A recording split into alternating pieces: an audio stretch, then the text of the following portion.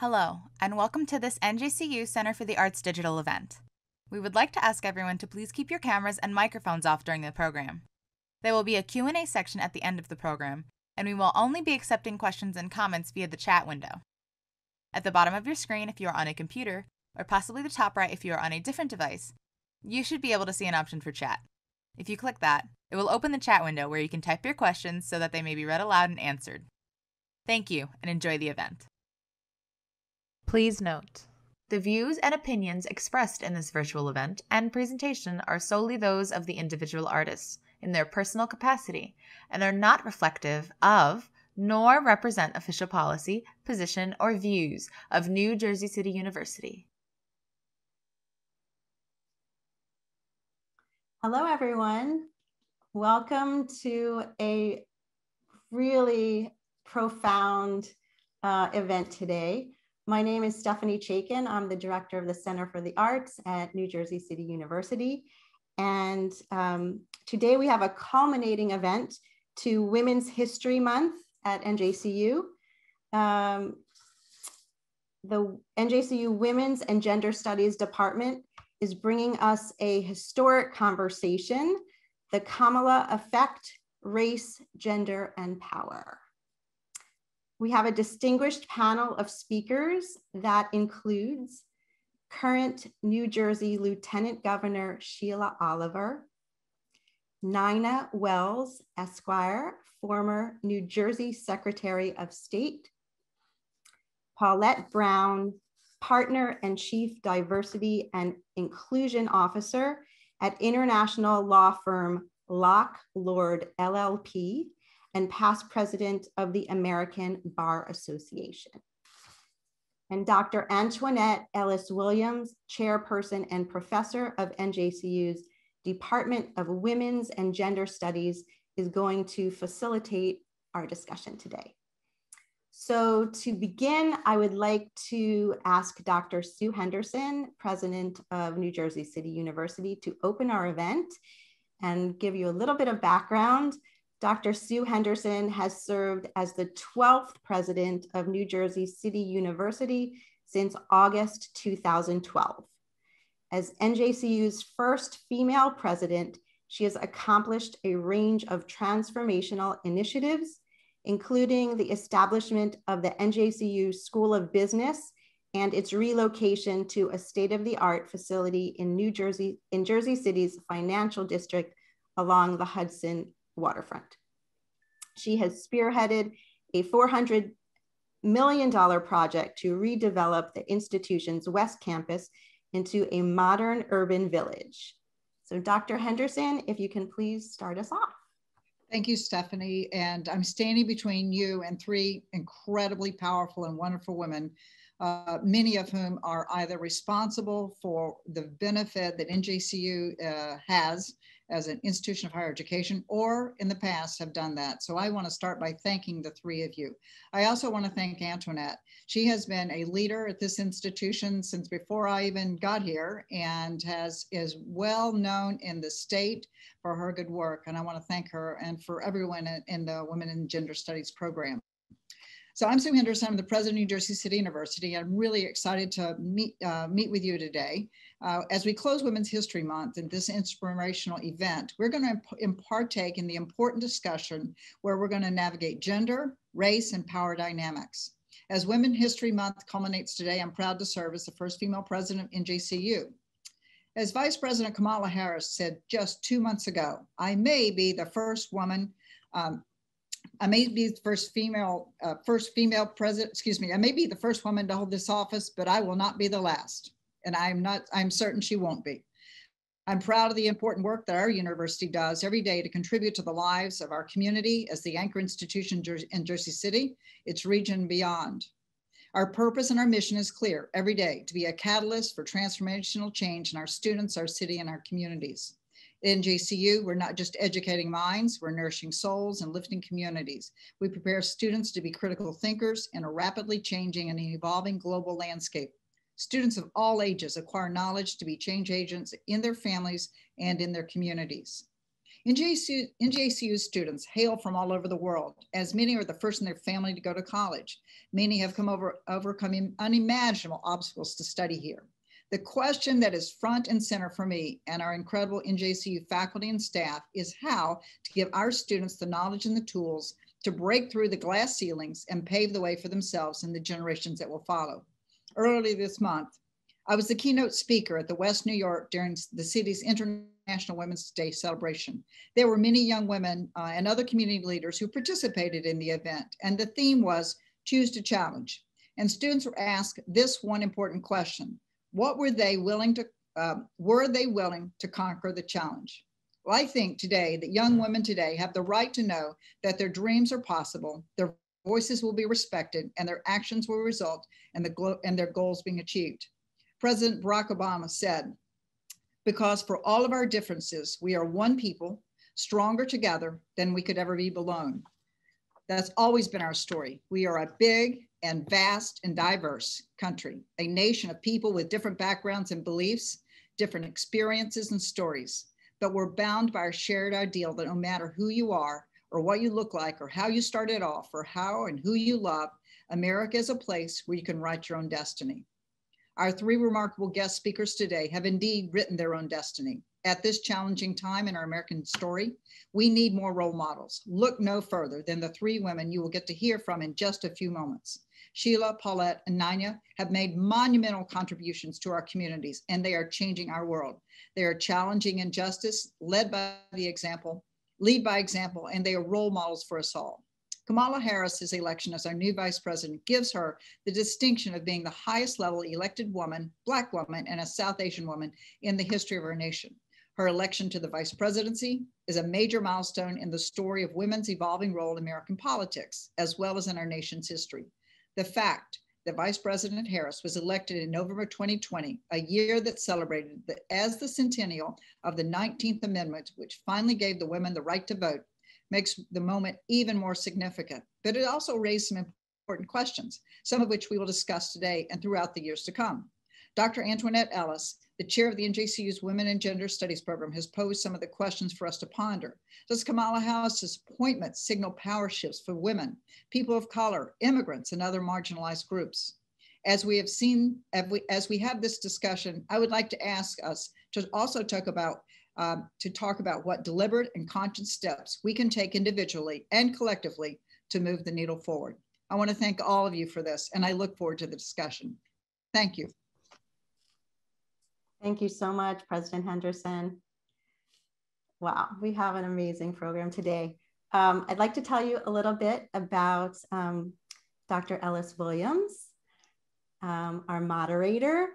Dr. Antoinette Ellis Williams is the chairperson and professor of NJCU's Department of Women's and Gender Studies. A graduate of Cornell University, Dr. Ellis Williams earned her doctorate in public policy from Cornell University School of Human Ecology. Activist, minister, and visual artist, Antoinette has worked for over 25 years in the field of inclusion, diversity, and social justice. So Dr. Ellis Williams, I pass the microphone on to you. Thank you so much, Stephanie. Thank you, Dr. Henderson. We're in for an amazing conversation. On behalf of Women and Gender Studies at NJCU, to have this opportunity to have a conversation with three of the top leaders in our state, and dare I say, the nation, to have women who I look to and women who I like. It's great to have you guys here, and I'll say a little bit more about you. So, Women and Gender Studies at NJCU, we focus on advocacy, civil engagement, and leadership. Our program emphasizes inclusive storytelling and personal narratives to effectuate change. We are thrilled to announce we have a new minor here at NJCU in our program, Sexuality and Queer Studies. Our coordinator, Dr. Jacqueline Ellis, will tell us a little bit about that in a moment. Following her, we have our student, Lilibeth Mangrias, who's a major in Women and Gender Studies. And also we have Reverend Vanita Rodman Jenkins, who is the Executive Director of the Spiker Rubin Women's Center for Equity and Diversity. They will introduce us, and then we're going to get into a fabulous conversation. Take your paper out, take some notes, but more importantly, just listen. We invite you to this conversation. Dr. Ellis, the floor is yours. Hi, good afternoon, everybody. Thank you for having me, and thank you for this wonderful event. It's really an amazing moment for us at NJCU and Women's and Gender Studies too. I want to take a few moments to talk about our new minor in Sexuality and Queer Studies. Before I talk about it, I just wanted to recognize today, March 31st, as being International Transgender Day of Visibility. And since I'm going to talk about our new minor, I think it's appropriate for us to recognize that important moment and important day of commemoration and visibility. So thank you again for giving me a few moments to talk about the new minor in Sexuality and Queer Studies.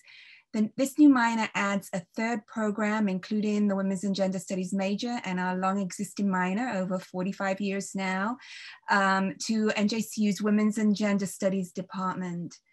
We launched in the fall of 2020, which is a funny time to be launching a minor, a new program, considering how it developed into this crazy year that we've been having. But we're on track. We have registered minors, and we are on track to graduate our very first Sexuality and Queer Studies minor student this spring of 2021. NJCU's Sexuality and Queer Studies program is unique because it's based in NJCU's mission, it serves our surrounding communities, and it's focused on the principles and practices of civic engagement, which Antoinette, Dr. Ellis Williams, and so many of people involved in women's and gender studies have been practicing for so many years now. In other words, our goal with this new minor is to give our students practical skills they can use in their lives and in their careers. This includes helping education students address the new LGBTQ curriculum mandate in K-12 schools. It includes working with our colleagues and students in health fields to address questions of access. Of course, this is an issue with new laws across the United States coming in that limit access, especially to trans children recently. And also to helping students across the board, whatever their major, to think about equity, diversity, and inclusion, whether that's in politics, in the criminal justice system, in businesses, in organizational structures, and everywhere else that you can think of. And of course, the program, the Sexuality and Queer Studies program, is focused on visibility, it's focused on justice, and it's focused on providing a supportive, productive, and transformative space for LGBTQ students at NJCU. And again, intersecting with work that the Women's Center and so many faculty and programs across the college have been doing for quite some time. So we're always looking for community partners to help us in this work, because we're, focused on connecting in real ways to our community.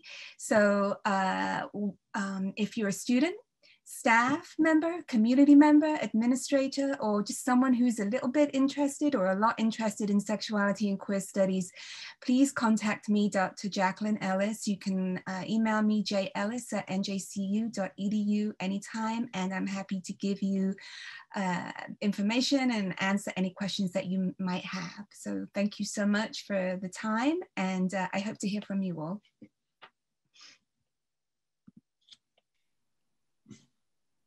Thank you, Dr. Ellis. Greetings, everyone. My name is Lalibeth Menjeris. My pronouns are she, her, hers. I am a junior here at NJCU. Currently, I am double majoring in Women's and Gender Studies and History. I am also student staff at our Spiker Rubin Women's Center for Equity and Diversity, where I also intern. Now it gives me great pleasure to present our panelist, Lieutenant Governor Sheila Oliver. Lieutenant Governor Oliver is a self-described Jersey girl, born and raised in an ethnically diverse Newark neighborhood. Lieutenant Governor Oliver was inspired as a young girl to be a fighter for the voiceless when her eyes were open to societal injustices and inequities around her, often citing A Tale of Two Cities as her youth awakening. She has since pioneered a successful career in public service, advocating for social justice, women's equality, and education, ultimately becoming the first woman of color to serve in a statewide elected office in New Jersey history. In addition to her role as Lieutenant Governor, she serves as Commissioner of the Department of Community Affairs, where she has led efforts to strengthen and expand initiatives for fair and affordable housing, community revitalization, homelessness prevention, and local government services that support New Jersey's 565 municipalities.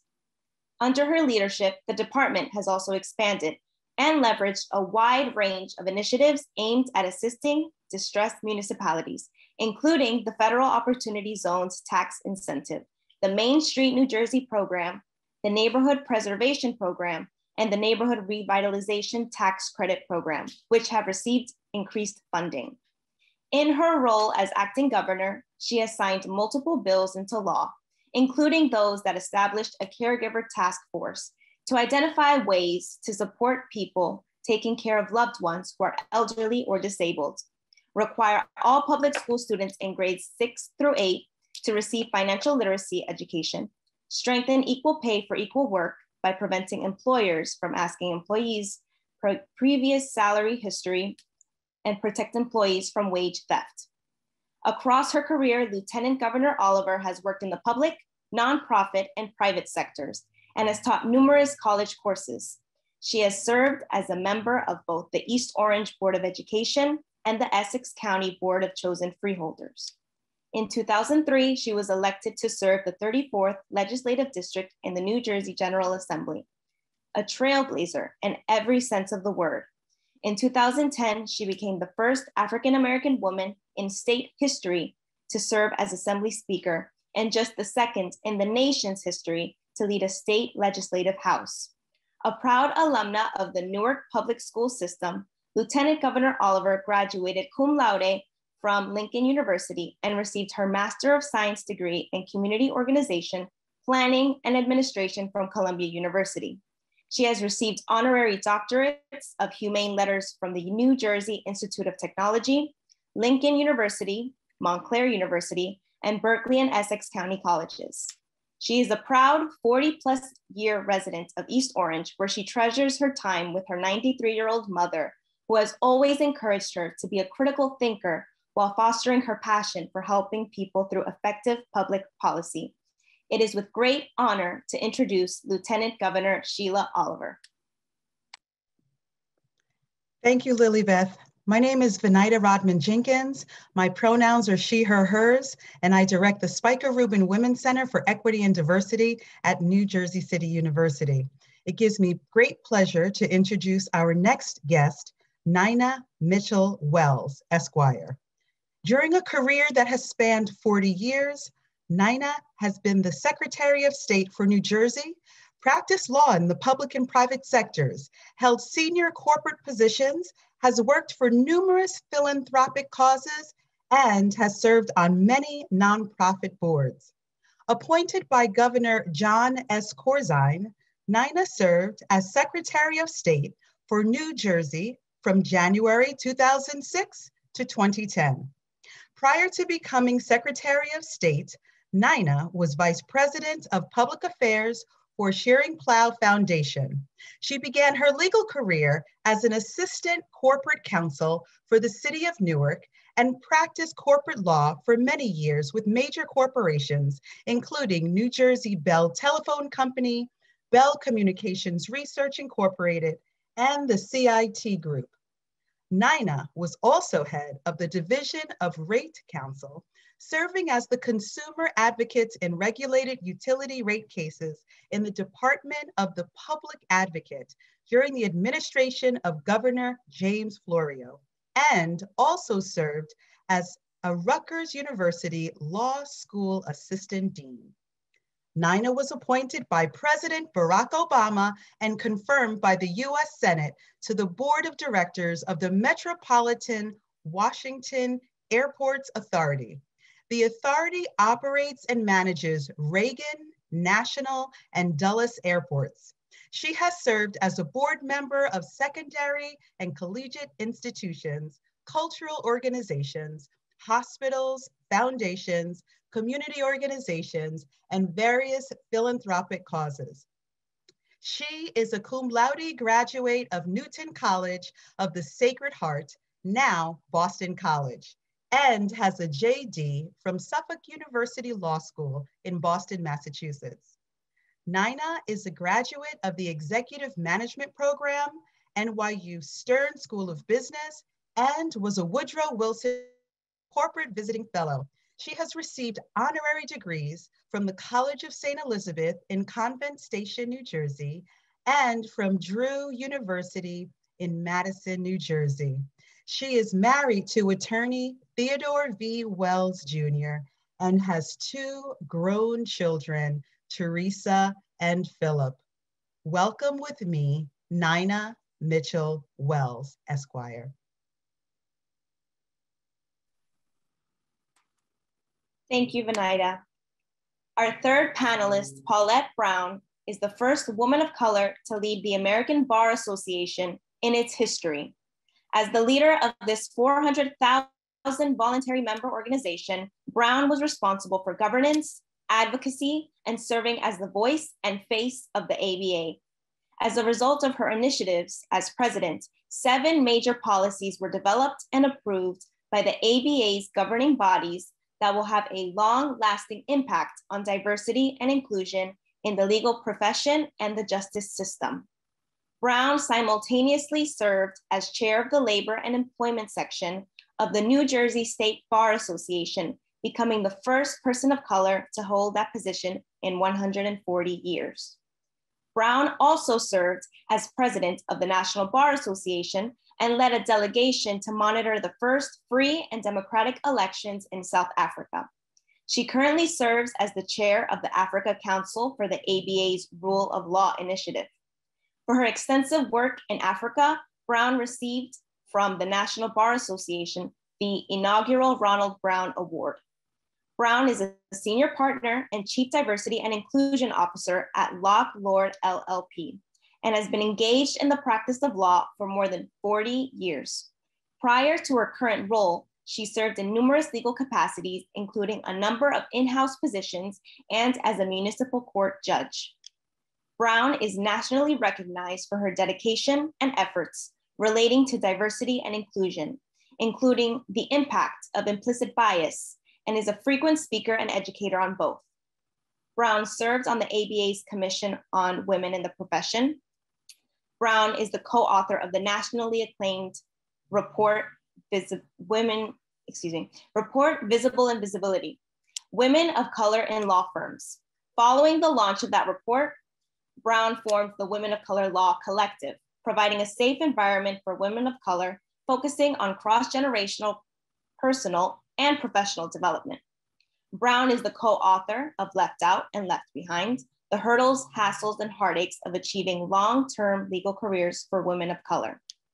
She has been recognized for her commitment to community service and to the advancement of women and women of color.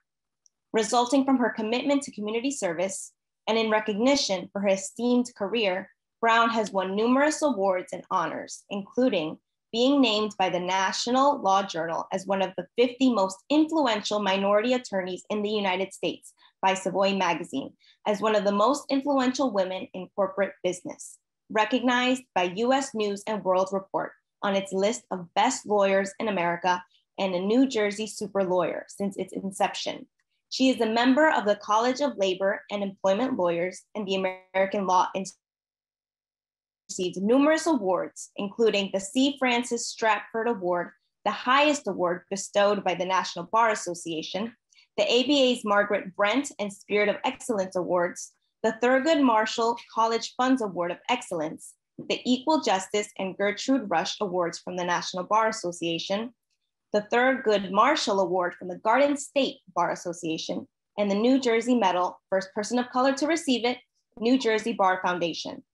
Brown is proud to have received the Outstanding Graduate of the Year from Howard University, Alumni of the Year from Seton Hall University School of Law, and 3 honorary doctorate degrees. Let's all give a warm welcome to Paulette Brown. Amazing, amazing, amazing. There is a reason why we took the time to read their bios in their entirety, because many of us do not understand what they have done to come to the table, what has happened. So I am incredibly, incredibly excited about this conversation. So we're gonna have a conversation as if we're in the living room. And as you can see, it's my house. And we're hoping that they will talk to one another. So to our speakers, feel free to take yourselves off of mute. And I want you to begin, Lieutenant Governor Oliver. Lots of firsts. We heard first this, first that. Paulette, we heard the first this. You know, Nina, you're floating on air. You're doing all these things. Tell us what really first meant. So we'll start with Lieutenant Governor Oliver. We'll go to Paulette. We'll go to Nina, and just talk about it. Thank you, Antoinette. And I'd like to thank you for moderating and pulling together myself, Paulette, and Nina to have this discussion. And I am totally thrilled to be participating in this forum with both Paulette and Nina, who I've known for years. Interestingly, when people say to me I was the first Black woman to be speaker, second in the country, that I was the first Black woman, I always respond by saying, yes, I may have broken a quote glass ceiling, but there continue to be a lot of women in the basement sweeping up the glass. So I really do not inculcate within myself being a first.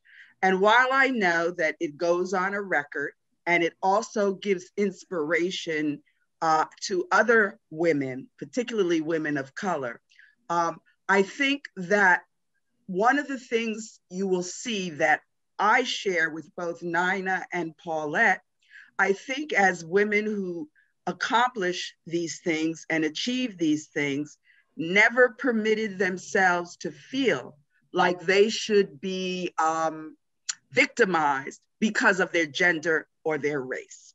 I think that you have to feel strong in the fact that you are a woman. You have to not look at that as a liability. Actually, being a woman is probably one of the greatest strengths you could have in whatever you want to pursue. Do there continue to be discriminatory practices targeted at women? Absolutely they are. But what is so wonderful is that women collectively, we have achieved across all race, ethnic, religious lines, we have created in 2020 the strongest kind of affiliation with one another. And we understand that what affects one of us affects all of us. So, you know, being that first doesn't mean much to me. I continue to have to go in boardrooms and conference rooms and fight and, you know, be articulate about issues and to influence discussions that are going on that result in public policy. And I often say, and I will say to the women who are participating in this call, if your voice is not in the room, bad things can happen. So remain motivated, inspired, and continue to be a change maker, because that's really what it's about, being a change maker. Wow. Thank you, thank you, thank you. Paulette, anything that you can add to this conversation about first? You know what Lieutenant Governor Oliver said. And first of all, thank you so much for this opportunity to be on this program today, and thank all of you, almost 100 participants, for being here this afternoon. And like Lieutenant Oliver, you know, it's you know, out of deep respect that I call you Lieutenant Oliver. But you know, like you, I have known both you and Nina for years. So, you know, so it is just really a thrill to be on, you know, to be sitting with you and to be moderated by Antoinette. But, you know, like you, you know, being the first woman of color to be president of the American Bar Association, it took them 137 years to do it. Wow. And when people, you know, when I was introduced, many times people would applaud when they said that I was the first woman of color to be president of the ABA. And I felt very uncomfortable with the applause. Interesting. To me, it was not something necessarily to celebrate, that it took 137 years to get to that point. And you know, my only objective was to ensure that I would not be the last woman of color to be president of the American Bar Association. And indeed, I'm not, because year after next, there will be another woman of color to be president of the American Bar Association. I'm really happy to say. But you know, what happens when we are sort of thrust into these roles brings on some additional responsibilities if you're committed to your community. So, you know, like it or not, we don't necessarily ask to be role models, but we understand that we are, and that we have to do everything that's within us to empower other people to get to where we are, or to the place that we've been fortunate enough to come to. And so, you know, I've been a first in a few things, and, you know, it's not anything to me that's particularly glorious, because they came very late, and there is no reasonable explanation as to why it took so long. One first that was mentioned, I was the first person of color to get the Young Lawyer Award from the New Jersey State Bar Association. And that was a very interesting time, because usually the award was given in March. It was delayed until May 1st because they were actively seeking other people to nominate so that I would not get it. Trying to find someone who was better, quote unquote, qualified. Ultimately, they couldn't, and so I got the award, but that was a very shameful event surrounding me being a first. And so, you know, I think that we have to be careful when we talk about the first and how we may choose to celebrate it. Yes, it is wonderful that we have somebody there who is representative of us, but, you know, think about what it took and why it took so long, and where do we go from here to ensure that we will not be a one-off? How do we empower other people? How do we bring them along? How do we make sure we drop the ladder so that other people will have the opportunity? And a lot of times people don't understand that they can be something unless they see something. Right. You know, we have a responsibility to go out and be seen, and to have people understand that, you know, it is our job, it is our duty to make sure we give back to the community. Wow, wow. Nina, what do you want to add to this conversation of firsts? Well, first of all, thank you so much for the invitation. It's such an honor and a pleasure to be here with Paulette and with the Lieutenant Governor, both of whom I've known for a very, very long time. Well, in 1980, Jimmy Carter was president of the United States, and he said, I want corporate America to look like America. And 4 women were hired, including myself, 3 white women and myself. We integrated an all-white male legal department. And I think it was probably a really great thing for me to have that as my first experience, because many of my clients, initially they said, oh my God, a Black woman lawyer is our lawyer.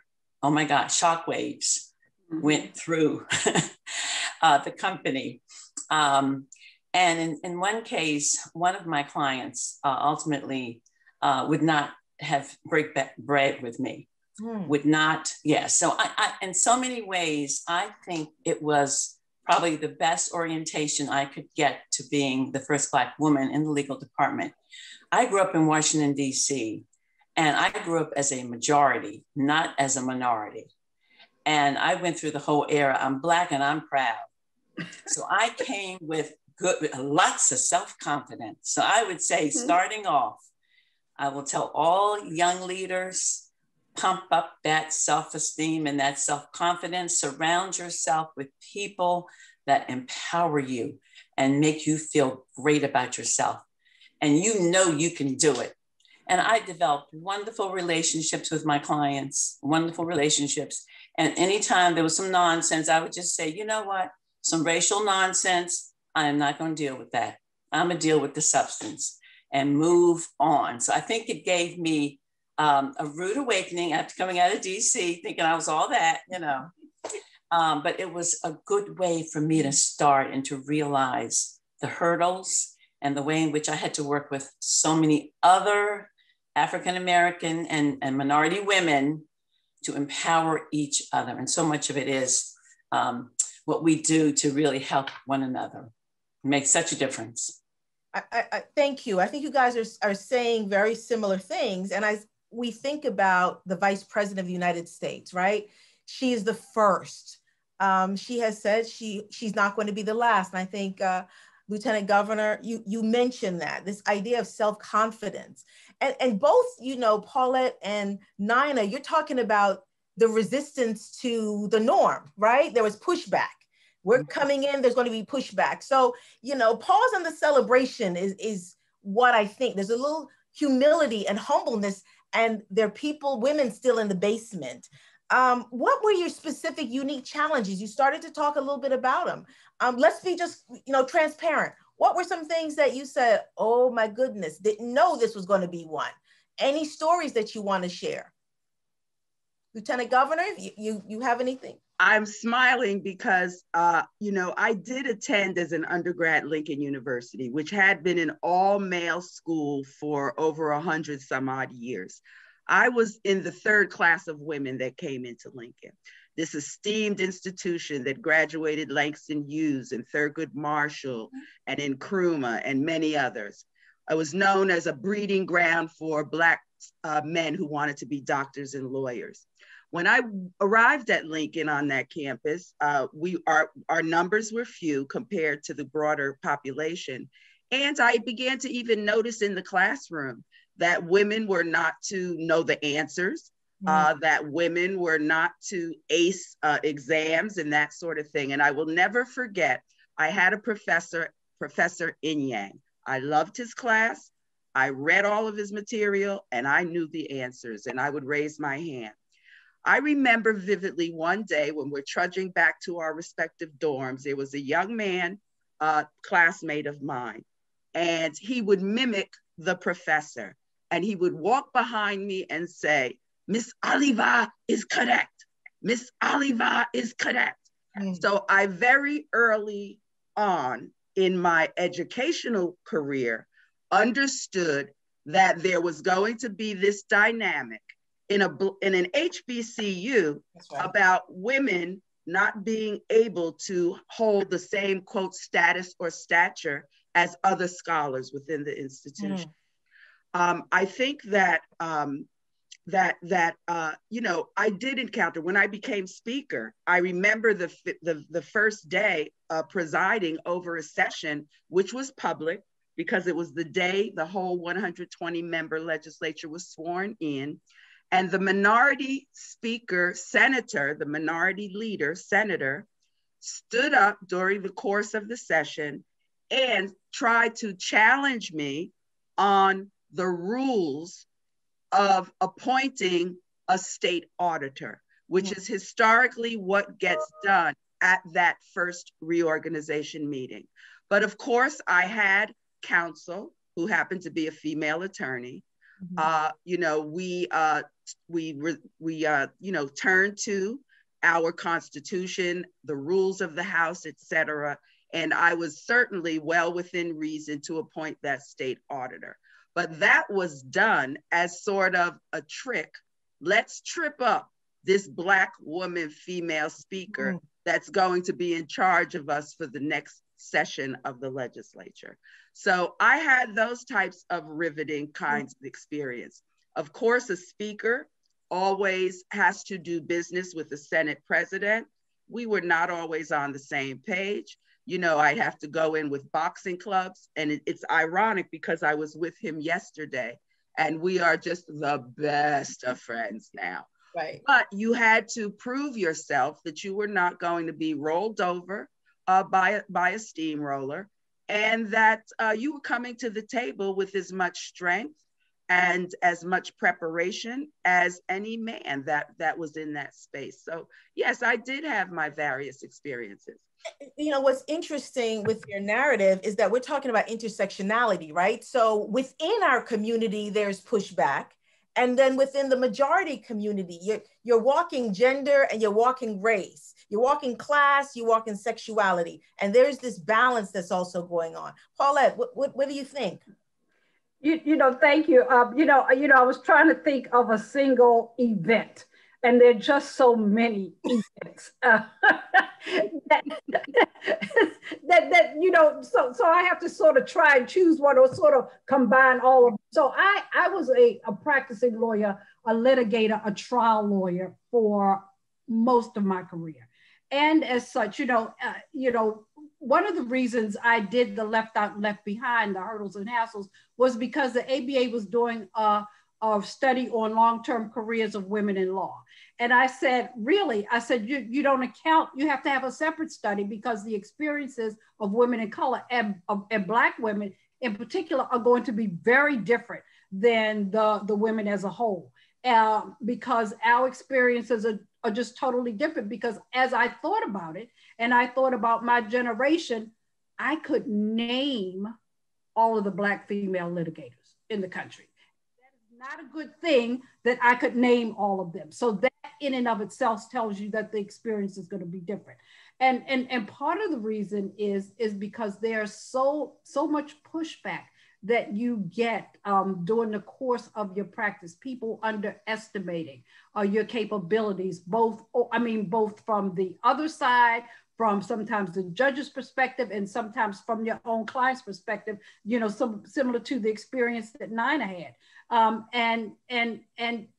But what I have been able to do, because one thing that women of color suffer from is what I call PIA. We have to prove it again, prove it again, prove it. And no matter how well we do it the first time, people are not accepting that you did that good thing the first time. And you have to prove yourself over and over and over again.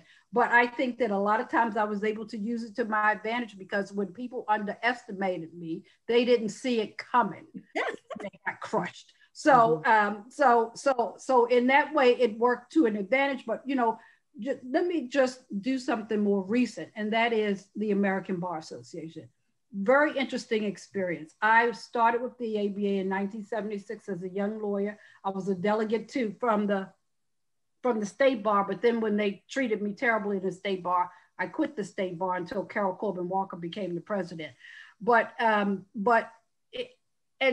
still had various roles, and yet when I ran for president-elect, gratefully I ran unopposed. It was very interesting, some of the things that people said to me, including at the ABA, they treated me as though, I was some newcomer or something. And finally I had to tell them I did not arise from the vapors. I've been around for a long time, which is how I got to be elected. But I also had people who still continued, even though I was the president, still continued to underestimate, what I might be capable of doing, to the point where we were trying to get something that had to be approved by the Board of Governors. I wanted to ensure that anybody who put on any kind of program in the ABA had diversity on their programs. And so there was, believe it or not, there was a lot of pushback on that. People said that you want us to lower our standards of the kind of programming that we do. You want us to out the LGBTQ community, all sorts of things. And so it was, and even one group said that they would rather pay money than have diverse people on their panels. Wow. It had to be approved by the Board of Governors. And actually somebody came up to me and told me at lunchtime, we're going to move to table this till I was no longer president. I'm like, what a fool you are to come and tell me that that's your strategy. I know how to count votes. I know how to go around and get votes. So it failed. But I took down names. I can tell you everybody who voted to table that. But in any event, and so, it did pass that, there's a requirement, a policy that you must have people of color, diverse people on your programs if you have X number of people on your panel. But, to think that I would just sort of go and lay down because he's telling me that they're going to move to table it, that I wouldn't do anything about it, is ridiculous. And so, again, when people underestimate you can use it to your advantage. And then when my term was over, the things that people said to me, oh, you really grew into the position, or I never expected that you would do so well. I did more than any other ABA president ever. I had more policies changed, more policies adopted than anybody. And it's because, you know, and I did it in a 1-year time frame, whereas most presidents have to carry over to another term to complete theirs. But it was because, you know, they don't understand that Black women have had to overcome so much of adversity that we have the upper hand, because we leap over things. We had to know how to make a way out of no way. So that's a good way to pause, and Nina, add to that if you can.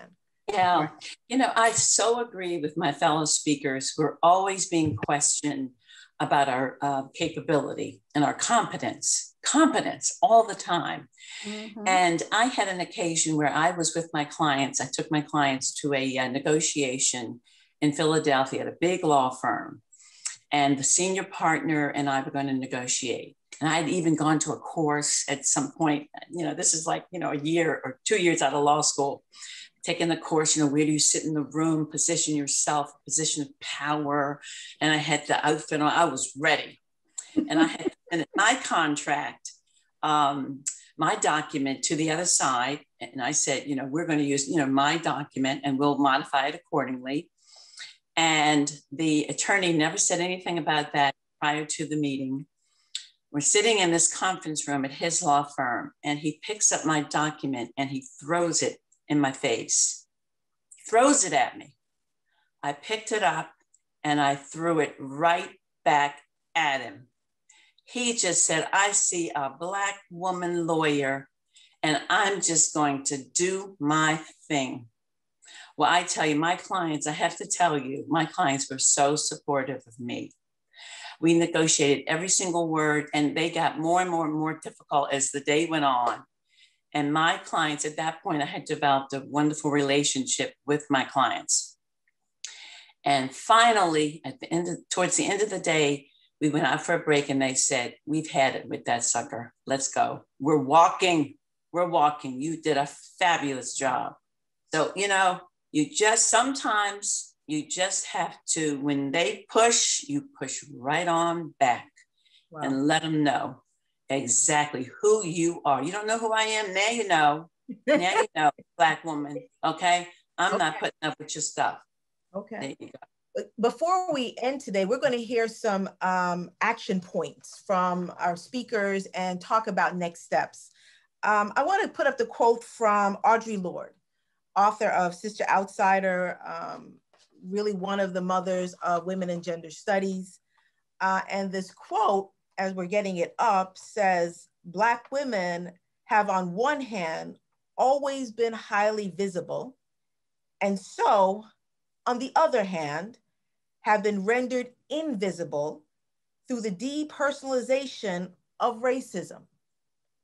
Any thoughts? Anyone can answer that. To be highly visible on one hand and to be highly invisible simultaneously. How you know, what would you say to Lorde, and you know, what can we respond to?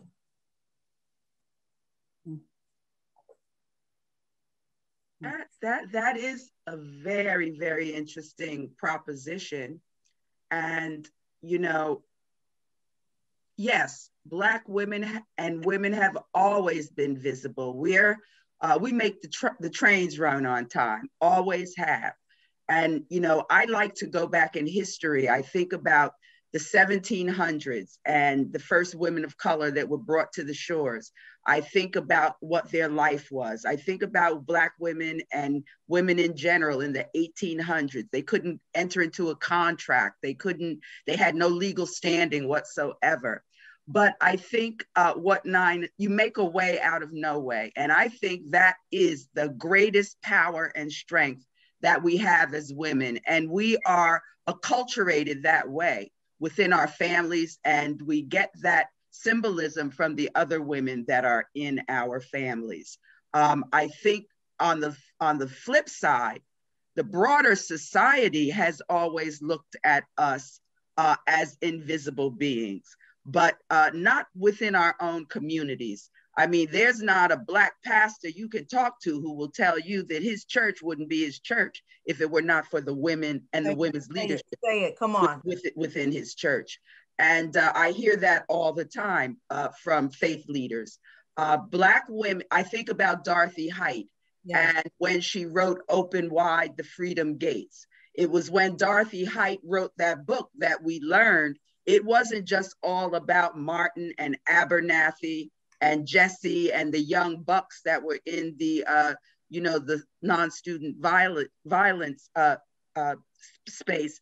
It was women who were, they were in the kitchen making the food, but they also were giving the men the strategies and organizing the people. So that is a very interesting dichotomy, highly visible, yet invisible. But I'm so glad that it has taken us through the centuries. And in 2020, there is no turning back.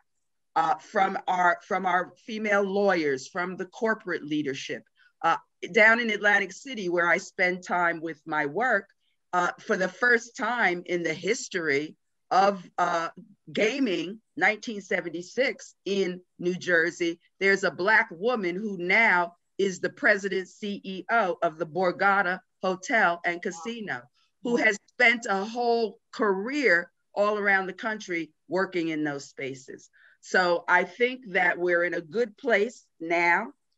We are never going to crawl back under that rock or that shell. And I think women are going to lead in the public policy space, the political space, the economic space. Women, it is our time. And I had the opportunity to meet the late Reverend Vinnie Barrow. You know, she was involved with Operation Push and Operation Breadbasket. I was in San Juan, Puerto Rico. She was sitting on a bench and I recognized her immediately. Wow. I walked over to her and I sat on a bench with her for about an hour. At the end of the conversation, she said to me, "My daughter, now is our time." How visionary was Vinnie Barrow? Wow, wow, wow. I think that was amazing. I'm going to shift a little bit and pick up on what you just said. Here we are, we have Harris in the White House. Does her appointment signal any kind of power shifts as we think about this rich history? What does it say about women and people and immigrants and outsiders? What should we think? Because we just came off of another type of presidency. And it was a result of President Obama. You know, are we kind of going to go back and forth? Is there anything different here? What do you think we should be doing? I'll begin with Nina in this one. Yeah, you know, I think that we have to be a little bit careful that we don't prematurely say, oh, it's a great power shift. That's right. Because we experienced something very interesting with President Obama. Yep. And we thought, you know, oh my gosh, you know, all of a sudden we're going to have an end to, you know, all of the racism and all the issues in America. And we saw that that did not happen. You know, one door opens, another one closes. If you look at what's happening in Georgia, okay? Yes. We all came out to vote. We have two senators from Georgia. People like Stacey Abrams, you know, got busy along with other coalition people, and we opened another door. But I'm so nervous. And look at the backlash. Look at the backlash immediately that we're seeing. We have a Black woman in the vice presidency in Washington, and we're thinking, okay, we've had a Black president, a Black vice president, we're good to go. Look at Georgia. Look at as quickly as we get our franchise and start moving, they figure out a way to come and claw it right back. And I think that, you know, in terms of talking about what she represents, yes, the door did open as a result of it. I think a lot depends on what her role will be in this administration and the power that she will exude. As a result, we know that she'll be the last person in the room. But what else do we know? We know she has, for her portfolio, the whole migration issue, which is just huge. I think we really have to watch.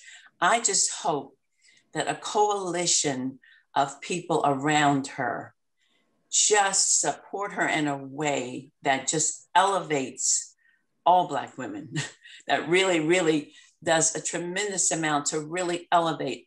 I think she'll work with other members of Congress to get more people, more women elected, give women more power in their various states if they're governors.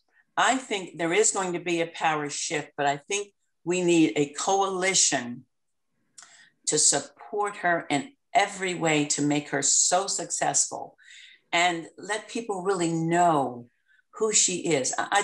You know, she went to Howard University, and I know Paulette is like, yeah, I told you coming out of DC, the kind of self-esteem they gave me. Historically Black colleges, oh yes, the same thing. I think so far, I think she has shown that, you know what, I am ready for prime time plus some, and look at her career. And I think the whole invisibility thing with African-American women has really been that a lot of people don't get to know us up close. Mm. They really do not know just how unbelievable we are. And the things that we can accomplish if you just support us, bring us on board, put us at the table. We deserve to be right there at the table. I hope Kamala and Biden do what Jimmy Carter did in 1980 and say, I want all of corporate America, law firms, big business to look like America. I think and you talk about power shift, I think she and Biden are in a position to really push that agenda, because so many people in America see us as this monolithic person, depending on what their experiences have been with Black women. I like category. Mm-hmm. Because we're not talking about a monolith, you know, right. We're very rich. Right. And Paulette is begin to tell us some things. We're going to now begin to have an open classroom. So I want a Blackboard to come up, and the Blackboard is going to come up, and Anna, you're going to help me out here. As our guests are going to give us some action items or what we can do. Either I love that the Lieutenant Governor started to talk about education, from education to policy. So, you know, we have some great thought leaders around the table. Paulette, you know, you can follow up with what Nina said, or, you know, you can add, what are some of the action things that, you know, we need to think about or is possible for us going forward?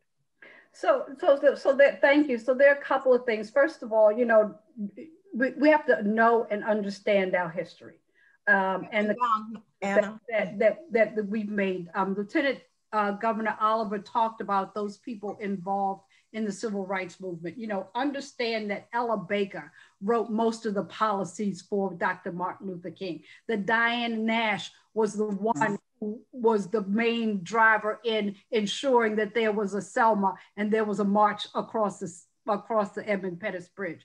And so, you know, understand what the contributions have been made, and then understand that, you know, it is not our job to shrink. To stay in the background. And it is not our job not to speak once we get a seat at the table, and that we have to demand a seat at the table before they start serving the dessert. We have to be for the main course and talk about, you know, the things that we need to talk about. It is useless to have a seat at the table if you're not going to use your voice to effectuate change among other people. Oh, that's great. So, Anne, I don't know if you got them. The first, know your history, know our history and the contributions of women. Secondly, not to shrink in our jobs, right? A lot of times people, oh, you know, you're a little bit too much, you know, don't come in the room. And if you're in the room, to use your voice. You want to follow that up, Governor, Lieutenant Governor? Yeah, you know, as Paulette was speaking, I thought about a Black woman who really inspired me as a high school junior and senior, and that's the late Congresswoman Shirley Chisholm. Yes. Anyone who knows me knows that I love Shirley Chisholm. And Shirley Chisholm was this brilliant woman whose family had come from the Caribbean. They settled in Brooklyn. And when she got out of Brooklyn College, it was tough for her to get a job, and she settled in education. But subsequently, she gets involved in her local party politics, and she ends up in the US Congress, the first Black woman. They put her on the Agriculture Committee. She goes and knocks on Strom Thurmond's door, one of the segregationists that, led us to where we are today, really. And she said, there are no farms in Brooklyn, but I do have a lot of children who need an education. So she got appointed to the Education Committee. But with this thing about seat at the table, Shirley Chisholm said, if you don't have a seat at the table, then bring your own folding chair. Mm-hmm. So one of the action items needs to be, don't allow anyone to make you feel that you're not welcome in a place of decision-making or policy-making. You have every right to be there, every right to be in the room. So if there's resistance to your presence, resistance to your participation, bring your own folding chair. Yes. and come in there. Yeah. Excellent. Nina. I want to go back to what I said before, and I think being politically active very good is for everybody at every single level. If you look at what is at stake, look at our Supreme Court. We cannot get anyone on that court that we want until, let's face it, we've got to all get out there and vote. If we had a greater number of United States senators who were liberal, Democrats, can you imagine what we could do in terms of who we could put on that court? We're losing everything. Affirmative action, come on. We are losing everything that makes such a difference. Look at, as soon as we get our kids into, top schools, the first thing that happens is, well, wait a second, there's too many of them in there.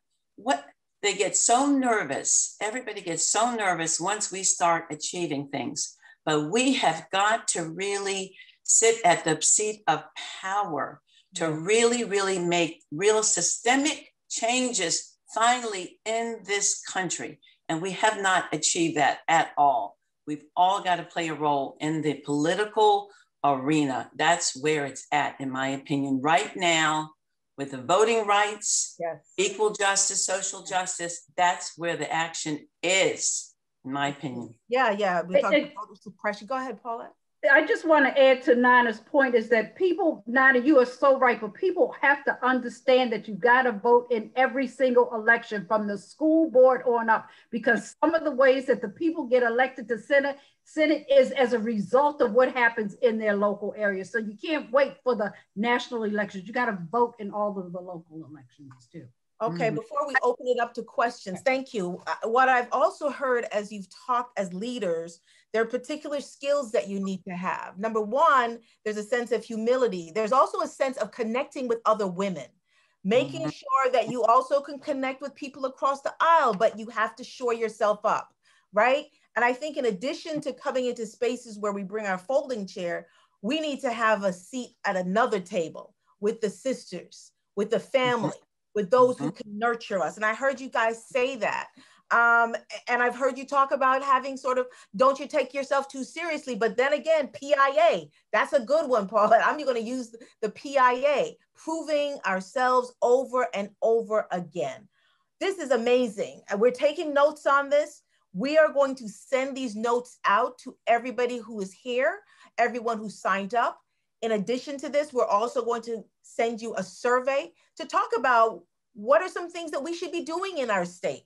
And we're going to share this with our thought leaders, and we're going to share it with the university, because I think as a university, we have an obligation to not just, talk about some things, but our classroom needs to be very broad and expansive. So before we close in any ways, I want, Anna, what are some of the questions? If you can read some questions, and anyone who's on the panel can respond to them if they're not specific. So Anna. It's mostly just comments right now. Everyone's saying that this has been a wonderful discussion and agreeing that everyone needs to go out and vote in their local elections. Anyone with questions, please type it in the chat. If you look at the bottom of your screen, there is a button that says chat. If you type your questions there, I will be able to read them aloud and have our panelists answer. So as they're chatting and coming up with some things, you three now have known each other for a long time. What would you say you have learned from your colleagues that are here?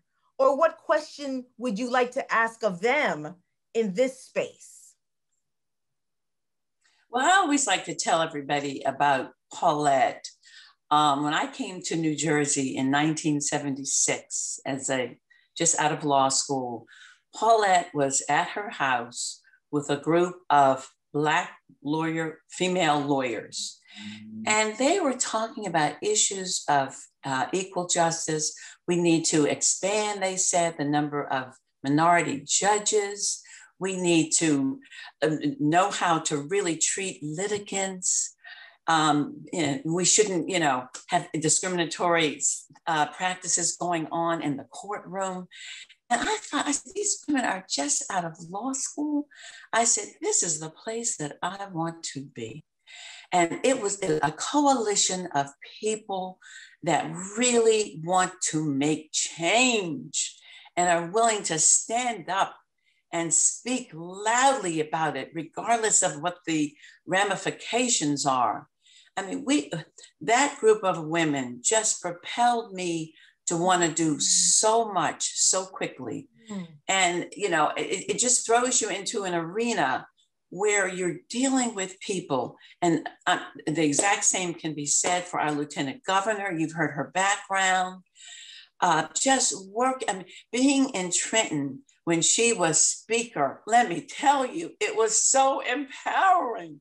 I was Secretary of State, and here I can look up and see the person that was running a whole branch of government.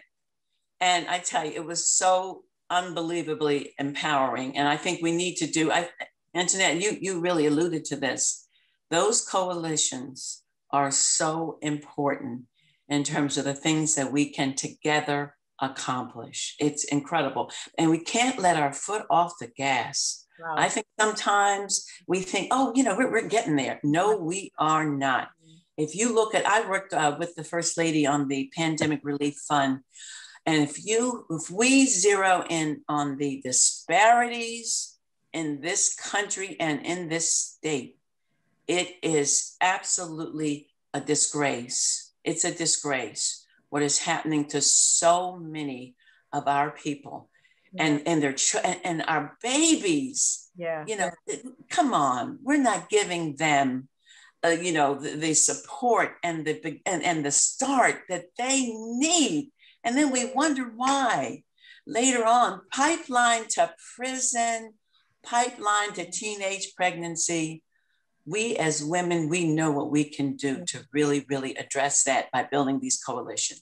We've got a lot of work to do. Yeah.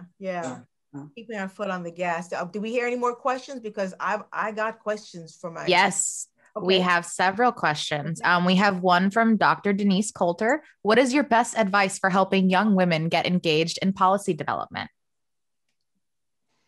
Start by working on a political campaign. Okay. Just start right grassroots, licking envelopes, but choose someone that you respect. Excellent. Someone that you respect and get to work with them at any level whatsoever and see what it really takes to run for office and to be a good, smart elected official, someone that you really respect. One of the governor. I'm sorry, just a little bit. I'm going to pull in Paulette and the Lieutenant Governor. I'm watching my time, but we probably will get back to that point. Lieutenant Governor, I see that you're ready to. Yes, I would like to encourage young women to get involved in organizations in their community, either as a volunteer, serving on a board of trustees, You will learn so much working in the space of organizations in your community. And I agree, Antoinette, working within the confines of grassroots organizations. You will get to know people from all walks of life. You will get to become expert in the subject matter that is the mission of that organization. And it is a wonderful platform also to help you in your own career. So I'm a big proponent of volunteerism and getting involved with community-based organizations. Paulette, do you want to answer this one or wait for the next question? I'll wait for the next one, but just don't be afraid to ask questions once you get to what in the areas where Nina and Lieutenant Governor suggested. Thank you. Question? Okay, the next question is from Lisa James Beavers. What was the effect of having attended an HBCU for Paulette and the Lieutenant Governor? Well, people refer to us as Howard snobs, and I own it. The one thing that I will also say, I see you, Gloria. The one thing that I will also say is that no one told you that you should go to graduate school or that you should get an advanced degree. You just kind of knew it. Because there's such an atmosphere of excellence. I see you, line Sister Betty Bland. There's such a inherent obligation for you to excel. And I remember when I started Seton Hall Law School, and a lot of the Black students were on academic probation. And actually, a Black student said to me at the end of my first year, "You're not on academic probation." I'm like, it never occurred to me. And I think a lot of that had to do with the fact that what is instilled in you, go to an HBCU school, you don't just get that basic education, you get an education to make you a whole person. And it makes you understand that there's nothing that you can't do. Can I just jump in for a second? I think we just need to really raise expectations for women. Just raise them high. Ted went to a meeting, my husband went to a meeting at Harvard, and he said, he sat next to a woman and she said, "What do you do?" He said, "I'm a lawyer." He said, "What do you do?" She said, "I'm an astronaut." And how often do we say to a young Black or minority young girl, "Have you thought about being a nuclear physicist?" I mean, we need to, in DC, I was in DC, not in DC, but as a result of Brown versus Board of Education, my neighborhood was very, very diverse.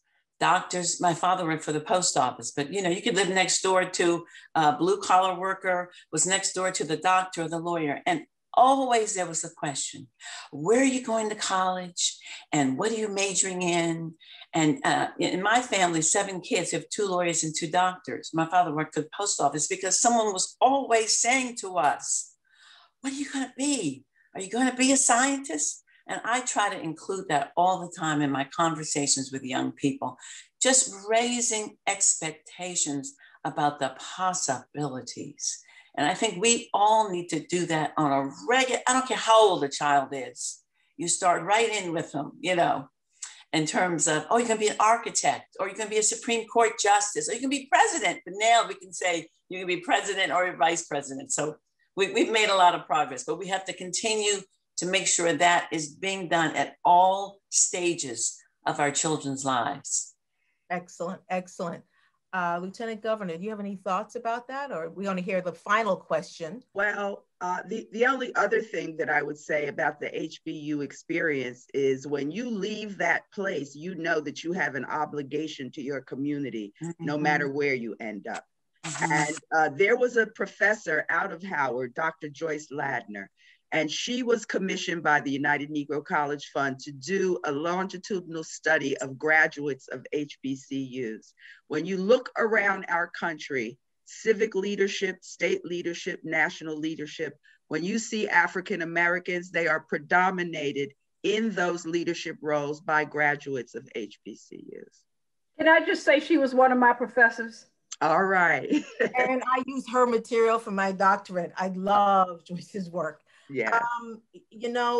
We've talked about the vice president. We've made some summaries about her. I want her to be the final voice. But before we get a small clip of her, I want you to start. I'm going to start with you, Paulette, and then Nina. What would you like us to know leaving this place? What would be your final good word, your benediction? You know, Nina said it best to me is we have to keep our foot on the gas. We can't let our foot off the pedal. We cannot ever rest on our laurels.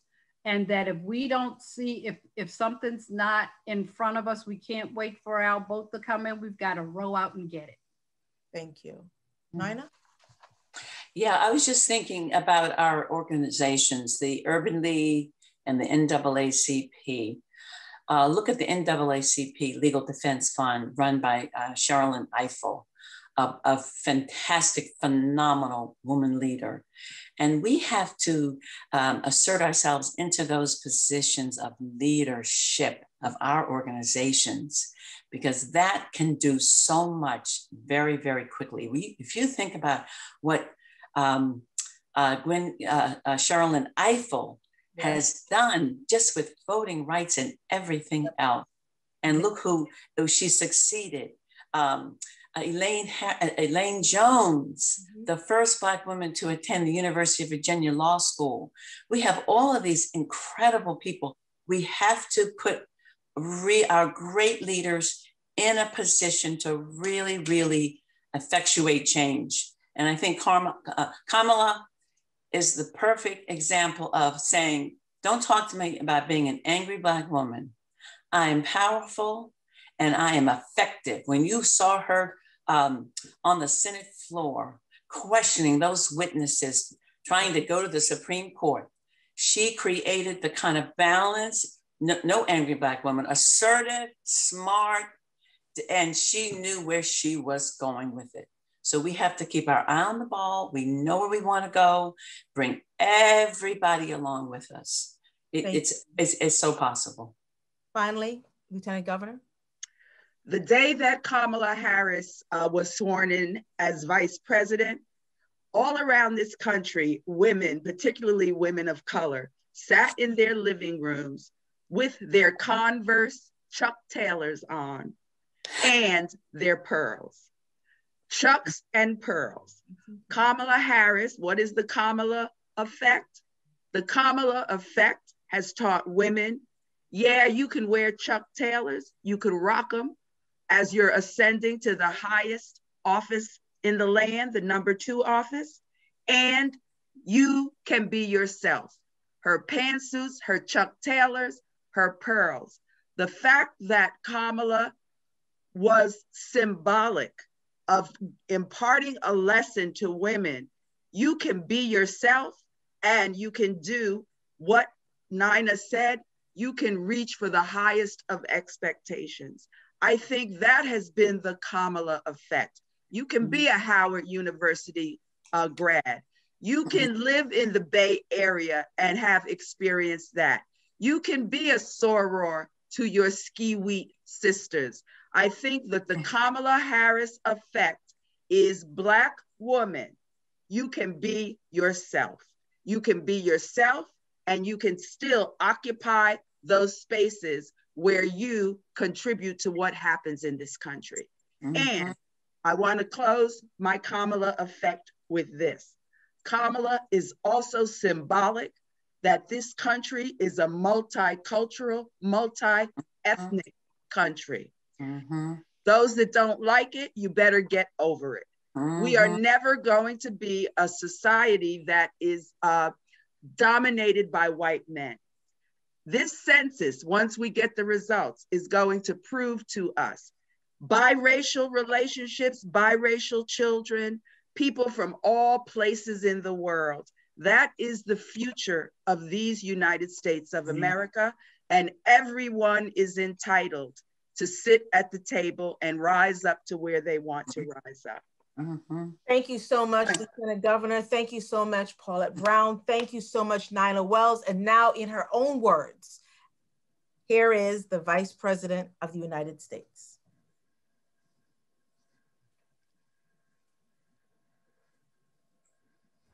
and to the woman most responsible for my presence here today, my mother, Shamala Gopalan Harris, who is always in our hearts. When she came here from India at the age of 19, she maybe didn't quite imagine this moment, but she believed so deeply in an America where a moment like this is possible. And so I am thinking about her and about the generations of women, Black women,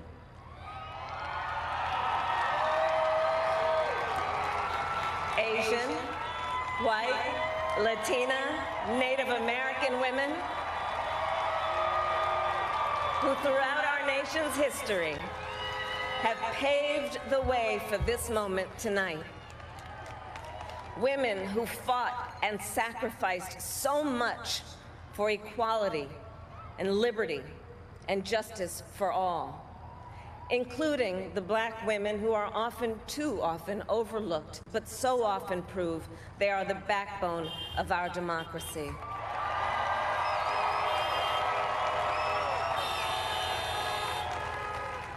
All the women who have worked to secure and protect the right to vote for over a century, 100 years ago with the 19th Amendment, 55 years ago with the Voting Rights Act, and now in 2020 with a new generation of women in our country who cast their ballots and continued the fight for their fundamental right to vote and be heard.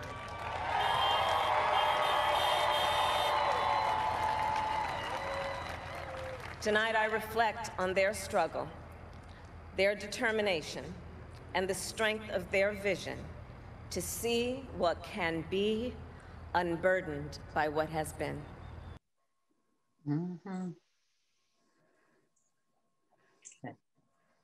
Thank you so much, Stephanie. I turn it back over to you. Thank you all. On behalf of New Jersey City University's Women and Gender Studies, we say thank you. Women's History Month, we're gonna keep this going. Thank you all. Stephanie, take us home.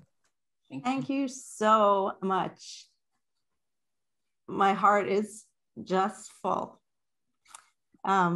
Lieutenant Governor Antoinette, Nina, Paulette, Venida, Jacqueline, Lilybeth, and our amazing NJCU team, Anna Carhart, our theater manager, Justin Tinker, our technical director, Sabrina Sabala, our box office manager, and Zoom maven.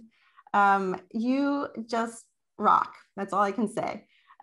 We are going to send out information that came from this discussion today, and also a survey. We want to keep you involved, keep telling us what you want to hear, and we'd like in this survey to hear and discuss what are the action steps that we're going to keep pushing forward. It does no good to just talk about it and not take action. So we are taking action and moving forward. Yeah, so please answer the survey.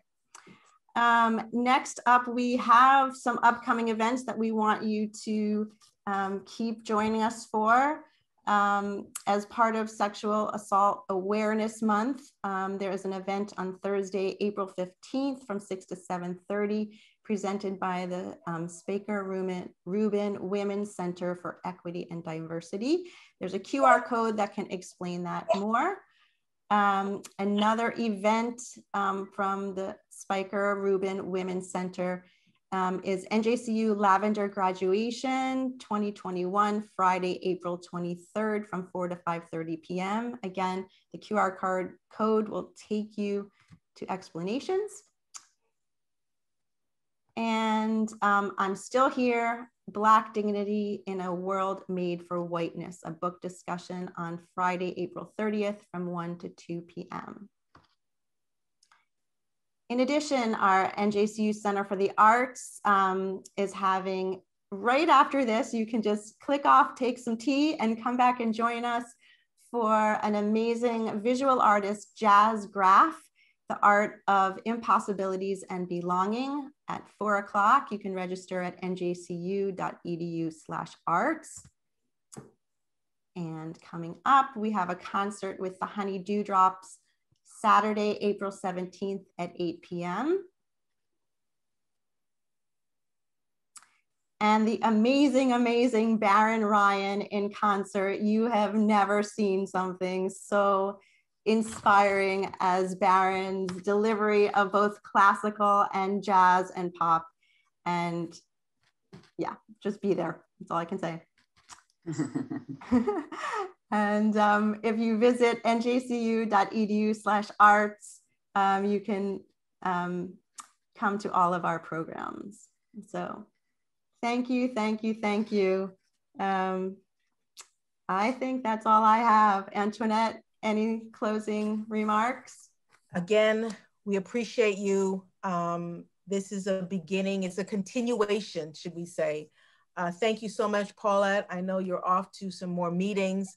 Thank you again, Nina, for your dazzling wisdom and fire, and to our Lieutenant Governor who gave us the benediction, who gave us the marching orders. We will keep our history close, and we will connect with organizations, and we will be active. Thank you, Stephanie, and to the entire team. May you all have a great day. God bless. See ya.